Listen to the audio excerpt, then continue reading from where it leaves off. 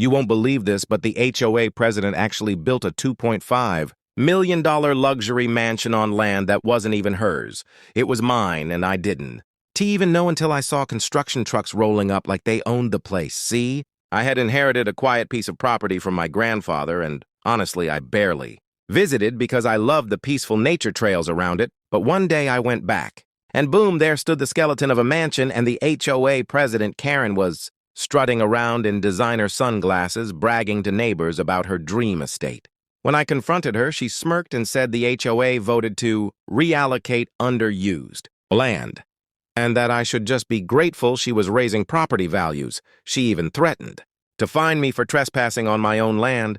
She called the cops, and when they showed up, she waved her hands like she was queen of the block, but the officer looked at my deed and said, "Ma'am, this land isn't yours, it's his." Still, Karen doubled down hiring lawyers, sending letters saying she had adverse possession rights and that her mansion made the property hers.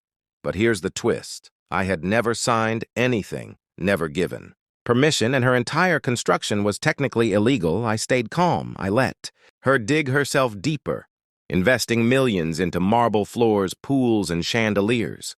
While I just collected every document, every receipt, then came the day I filed in court with one simple motion, and the judge dropped the hammer. Everything built on my land belonged to me because it stood on my property. She lost every dollar she invested. Overnight, the look on her face was priceless. She screamed in court, calling me a thief.